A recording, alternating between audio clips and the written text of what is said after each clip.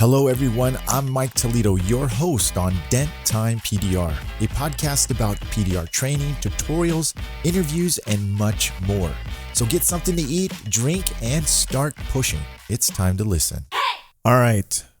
Well. I'm going to give you guys a little tech tip in here before we get started into the main podcast of episode 12, glue pulling aluminum. So if it sounds like I'm talking it again, it's because I did not have the pleasure of using the new mini lifter called Lift Right from Ray Sapnew. If you guys haven't already seen it or heard about it, anyways, I'm just going to tell you right off the bat, it is a very, very good lifter. Here's what I've been using it so far, okay? Before we get into the main podcast, it is a lifter that you're grabbing it like as if you're squeezing someone's hand, like you're handshaking somebody. It's kind of like that, or you're grabbing a beer can, you know what I mean? Like the grip of a beer can. But imagine having a lever on the outside of the beer can. Shut the hell up. So it's straight up, boom, and you pop it. So far, my experience with it has been very positive, very positive. Is it a game changer? You guys will have to find that out for yourself. I think here's my take on it, because I'm just going to give you my insight before we get into the main podcast. My main insight about this is definitely going to save your wrist from carpal tunnel over time. If you're new tech, I would strongly consider getting this. If you're an older tech and you're stuck on your ways, or you're just happy with your mini lifter, you may not want this. It pulls just the same, if not better. Okay, that's all I'm going to say on that. But it's comfortable. It's natural. I'm being fair here, okay? Ray has an awesome idea here. And matter of fact, it's not an idea. He brought it to reality. I think it's definitely a needed product, because us older guys, we're feeling the carpal tunnel in our wrist. I'm right-handed, but I'm feeling it in my left. And I think mainly is because when I hold a tool, I think my left hand is locked into place at a certain position, and I don't realize it subconsciously, and it's stiff. It stays there. So now I'm getting little micro chronic pains in there, which I have never had before. This I could see using a mini lifter over time. Ray claims that he has the same thing in his right wrist from glue pulling a lot. Now he's a hail tech. He's more of a hail tech than a route big dent tech. Not saying he doesn't do it. I'm just saying he consistently does more hail. And when you are glue pulling, rails, or any other panel, yes, you're very susceptible to getting aches and pains in the wrist. So this mini lifter called Lift Right, to me, is a very, very good option to help solve that chronic pain, or prevent it, if you ask me. I am actually creating the video as we speak. I can tell you right now, I shot some of the clips in slow motion, and it was amazing, because the pull, the snap on that thing is, I wouldn't say violent, but it's very aggressive, which you would want, especially if you have a deeper dent. But you can see the vibration, just like the shock waves in the arms, going from the wrist all the way to the elbow. It's amazing. It was actually pretty cool, and I can't wait to finalize the edit and show you guys. It is a little bit of my opinions and my take on it, with my experience and different clips and shots, and a little bit of mini tutorials on it. So I hope you look forward to that. I'm looking forward to releasing it sometime next week. Anyhow, if you are interested in that new mini lifter, you can check it out at precisionpdrtools.com. precisionpdrtools.com. Ray Sapnew is the owner of and creator of this mini lifter called Lift Right. There's a better way to do things. Find it. And that's his slogan right there. All right, just real quick, we're going to get into a tech tip here. It's an app that I strongly believe in. It really has helped me organize my goals and my everyday tasks. And I think it's going to really help you achieve your small things all the way to your long-term goals. It's an app called Remente. You need to check that out. If you are serious about accomplishing things and helping you really get things done in reality way and help I always talk about a balance, like a wheel. You know, your life is a wheel. You got your family, you got your business, you got your religion, you got your love life, your wife and your spouse, and your kids. There's a lot of elements to your wheel, and this thing really has a way to help you balance that, and it actually has something that I'm talking about in that way. And as a busy PDR tech, like you guys and like myself, you have to manage that wheel really well, and I think this will definitely help you achieve that much easier and with a more clearer vision and without having all that stress. So check it out. It's called Remente, Remente, and I think you'll really like it. All right, what's going on, everybody? We are going to bring this topic to a front called glue-pulling aluminum. Glue-pulling aluminum. Now, the other day, I was doing a very deep crease on a Tesla, and I have to admit that Tesla aluminum is just a piece of crap to work on. I hate it. It is aluminum that does not like to cooperate with you. So what I recommend is, well, we're talking about glue pulling, right? What I'm going to recommend is what I'm going to recommend. I know I'm just losing my track of thought. Sorry, guys. It sounds like my head is going everywhere, but I'm not really. I'm thinking a bit too far ahead instead of looking at my notes right here. Glue pulling aluminum has its own technique. You really have to be well experienced to understand. Already know the type of glue your favorite glue is, what works, what pulls the strongest, what's the combination of the tabs that you're going to use, along with the set times, your environment, the so on and so forth, all the normal stuff that you have to consider in order to make it a good and great repair. Now, I was glue pulling a long crease, probably about 5-6 inch crease. Well, it's long to me on a Tesla. Fairly deep, right below the body line, right below the brace in the middle of the door. And if you worked on, and I'm referring to the Tesla Model S, the sports car, as a 2014. And I could get a tool around the brace, but I didn't have the leverage, because when you have like a longer door tool, you don't have the leverage. You lose the leverage as you go further down, and you lose the length of your tool. And when you have that brace is what it does is it pushes your tool further away from the skin. So when you're twisting, you're not getting that full contact of the side of the tip. You try doing a whale tail. By that time, your whale tail goes further past the brace, and then it wants to spin on you. So you're really not getting great leverage. And for those who really, really want to get it out, without having to struggle like that, then you are taking the door off, the window out first, and then the door panel, and then the door off the vehicle and mounting it. But you're probably looking at another $300-400 just to do all that in R&I for the customer. This is for a friend of mine. So anyways, it's not about that. I'm just saying there's options that you could do it, but I'm talking about glue pulling. So this is why I'm glue pulling it.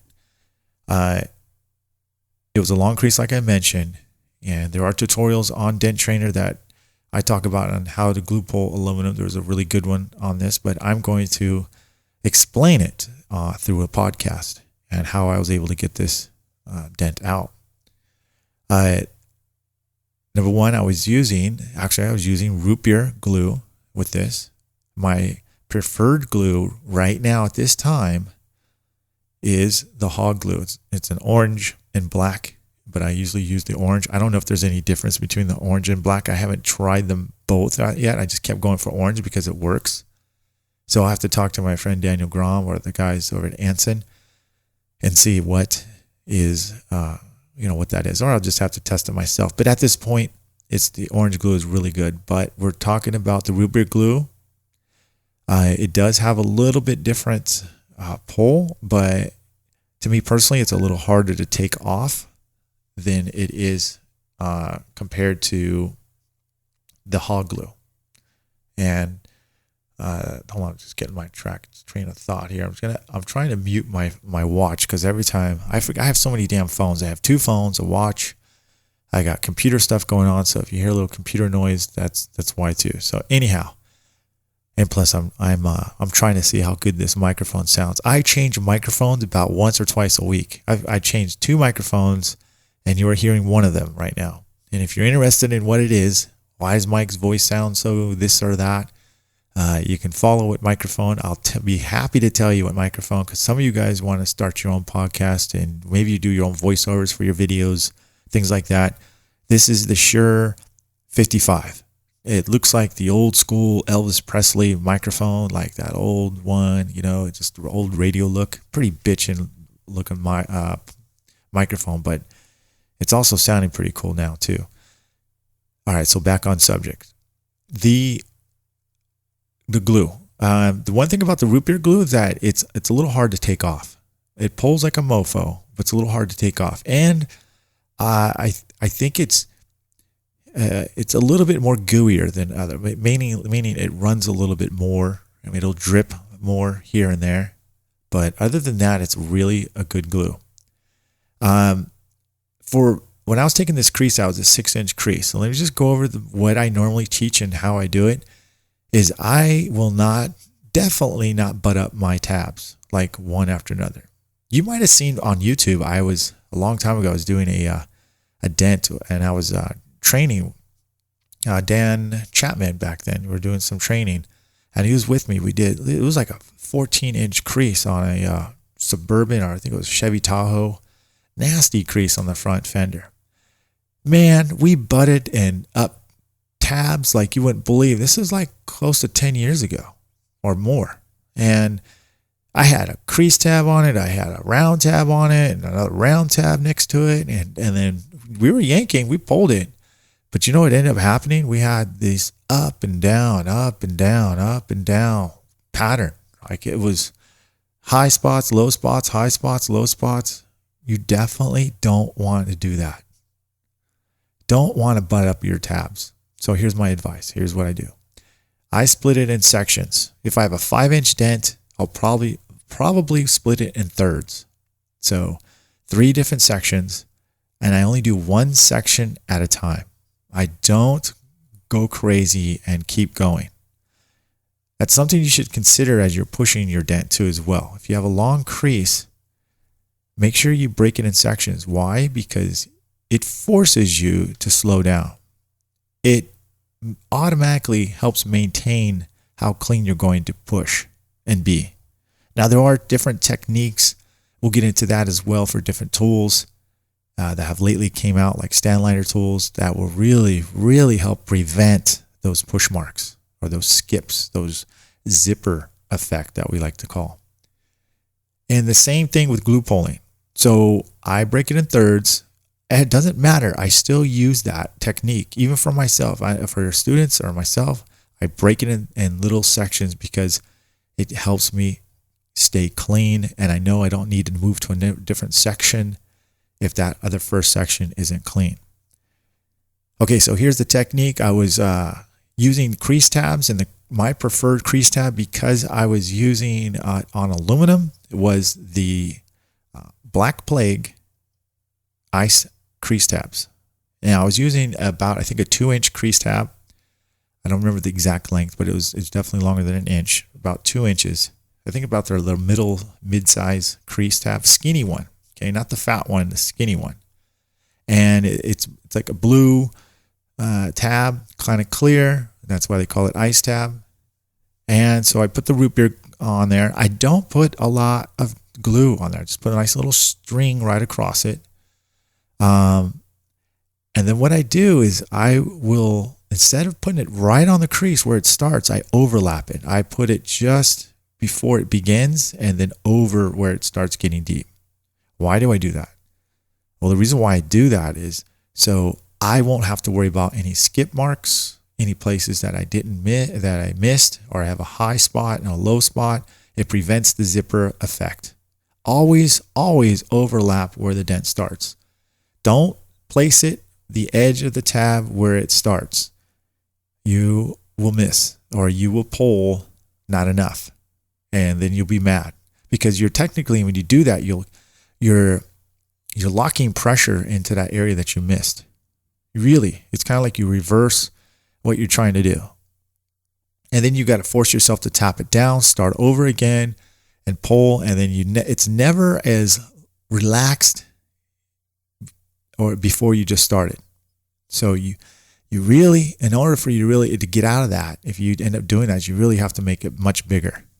Make the center much bigger because you're trying to double relax it so you can get a much better pull if you're in that case. Now, there are times where you're not going to get just a big, solid, perfect pull. You'll get a pull, and then you maybe still have a little bit of a center in there.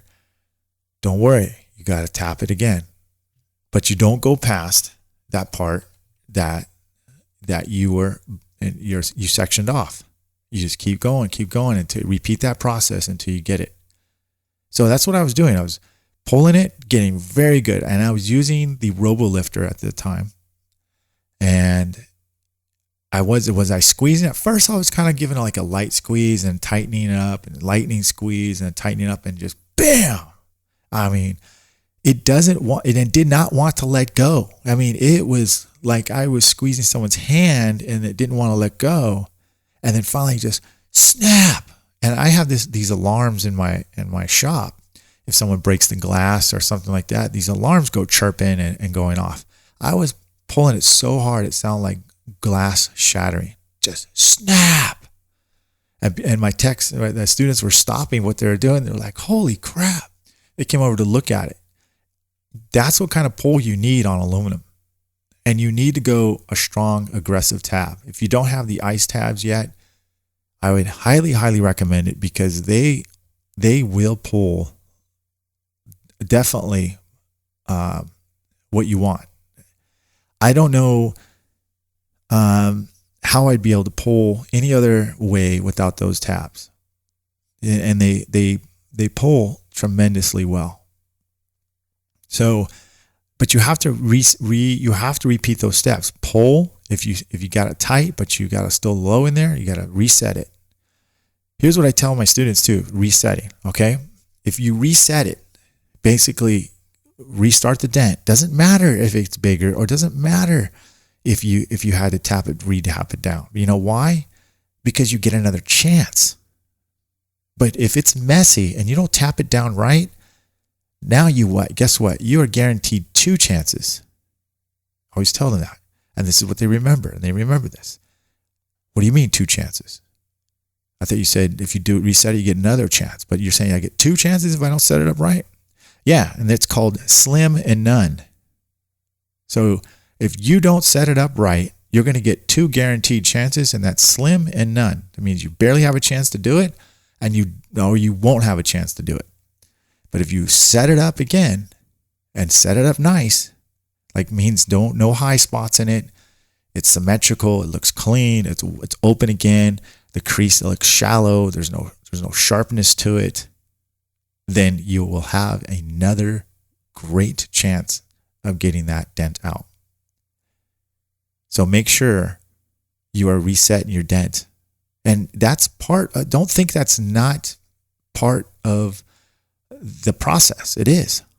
Listen, tapping down is just as important, if not more important, than pushing, especially when it comes to glue pulling. Actually, glue pulling is all about tapping down. I don't care what you say. Once you get the glue pulling down, I can teach somebody glue pulling how to place the tab and pull in about 30 minutes or less. literally, just to get that formula down. How fast they need to put it down, what type of tab they're using, how aggressive the tab is, using a mini lifter versus the slide hammer. 30 minutes, we got that down. But what takes the most amount of time is knowing how to place the board, how to tap, when to stop tapping, how to open it up, how to reset it. All that takes a lot more time. And that's what you have to concentrate on. If you feel like you're lacking in that, then that's part of your problem. I guarantee most of the problem with glue pulling, it's not the pulling part, it's the tapping down part. That's the hard part. And with aluminum, you dang darn better be good at tapping down, because you will make a hell of a mess. And here's another tip. Tech tip, boom, boom, boom. Make sure your tap downs are clean or brand new, nice, and basically they don't have any, they're not flattened out. We call it mushroomed, where it's kind of looks uneven a little bit. It's kind of crooked. The tip is because you've been hitting it so hard that it just has no shape anymore. If it loses its shape, it's not probably a good idea to use that same tap down, because what happens is when you are tapping down with an unshaped, not shaped correct, or not brand new tap down, or well kept up tap down, what ends up happening is you're not actually tapping down correctly. You're actually adding to the problem. You're making micro lows, or it's making like scratches. It's dirtying the panel as you're tapping. It just causes confusion. And what happens when we're confused? We guess, and then it gets really messy. And that's a problem no matter what in PDR. So you got to take those little details I'm talking about, take them serious, and understand if you're having problems with glue pulling, ask yourself, is it more of the pulling or is it a tapping? Because if it's the pulling, it's generally just because it's a formula thing. And when you're doing about a formula thing, is what I mean is like, the weather conditions, what is your weather like outside? Is it cold? Is it hot? Is it humid? Is it both? Are you indoors? You're outdoors? Do you have the sun on it? Do you have shade? How long are you waiting? Are you using slide hammer? Are you using mini lifter? I mean, there's different points. There's different parts that are going to make your pulls stronger, or you need to finesse things, or you're just not tapping down right and it's getting messy. It just looks like doo-doo. So glue pulling is a lot about tapping down. And once you get the formula down, because listen, if I'm going to go to Colorado and help a buddy and he's got overflow and it's starting in October and it's going into the winter, I'm bringing all types of different glue with me, because I don't know. In the morning, I could be using the blue glue, right? And then later on, I'll be going to tab weld, because the panel of the temperature changes, the air temperature changes. I don't know what I could be facing. That same thing goes with tabs too. So your tabs can definitely vary. You don't always need to go to the most aggressive tab. And aggressive tabs to me, right now, or the root beer tabs from Anson, obviously the Black Plague Gangrene, the ice tabs. Now Kiko makes flip tabs, which they're like ice tabs. They basically have a smooth side and a textured side. So those to me right now are really, really a great tab, because you don't have to have all these different sets of tabs. You can have the best of both worlds in there. I really encourage you to try those flip tabs from Kiko. Really good tabs. Then you get into your mid area like pulls. You got your plain Janes. You got your tequila tabs. They pull aggressive, but not massively aggressive like an ice tab. So you got to really be aware of what you're pulling. Are you trying to really create a mountain? Or you got a stubborn pit in there and that's why you want to do that? Or maybe you've been pulling a long time, but you're not getting the pull you want. There's different formulas on there. So I would work up from moderate. If the dent is not too deep and it's kind of a shallow, I'd probably grab a Kiko, the one with the texture. It kind of looks like a golf ball, the blue ones. Maybe a plain Jane, an Atlas tab, something like that, something with texture on the tab itself. Because I find that the smoother the tab, the harder the tab is going to pull. And that's just a fact. That's just the way they are. So anything with the texture, you're not going to have such a more aggressive tab. I also like using the slide hammer if I don't want to just yank it off. I've been using the dampening system from the Ultra one. There's a Pull Dog one, the original one that came out. I mean, that's been out, and that is a fantastic puller. I do like the Ultra because it has a little bit more options on there. You can have a closed ring, an open ring. It's basically a pass-through, a non-pass-through. You can easily, it has all those options on it. You can add weight to it. It's a great slide hammer. If I had a chance to get the Pull Dog, I would get that one as well because it just looks so damn pretty and super nice. And it's a very, very effective slide hammer. There are other ones out there. I'm not saying you have to have the dampening one, but I do have a tutorial coming out on Dent Trainer where I did a RAV4 and I was using the Kiko centipede tabs, the smooth ones, and they were really flexible. And the dent kind of went in. It went in just above the edge of the corner of the panel. And so what we ended up doing is put the centipede tabs around the corner of it. And then we hooked up the slide hammer, the pass-through slide hammer of the Ultra one. We dampened the end. So basically what I'm saying, by dampening, it has a spring on the back. And so when you're pulling, it's not snapping off. You're not snapping the tab or the centipede tab completely off. It's pulling it, but not yanking it, because you don't want to snap. If you want to snap, then that means you want the tab to come off and you want to shock it and you want a nice fat high. Well, in this case, we didn't. We wanted it to come out evenly. We wanted to see how smooth we can pull it. We wanted to control, and the dampening thing really works. It really does work. And you will see that in the video. It was a really, really well done technique. And I think you'll get more of an idea of how that was done. So that's coming on denttrainer.com. I don't know if you've had a chance to look at that. I'll actually put a link to where you can go see it on Dent Trainer. Just I did a little before and after video. So anyways, that's what I've got to say about glue pulling. I'll probably have a lot more to say later on, but at least you can have a little tech tips there and a little bit of tutorial when I just mentioned, kind of give you a vision of how I do it. There are some very, very good glue pullers out there. And another thing too, we'll get into glue pulling and blending, because blending and glue pulling go hand in hand. That's my weakness. I've been working on that here and there, but making sure that I'm getting better and better. It does take practice. And if you want to go into that thing, we're going to talk about that, because basically picking out a blending hammer is like picking out a wand, like you're Harry Potter, right? Not every wand or blending hammer is going to fit your needs. You're not going to like it. Guarantee you. It's like, you're like, I don't like that one. And maybe, a bunch of other people like it, but you don't. And maybe you like one and other people don't.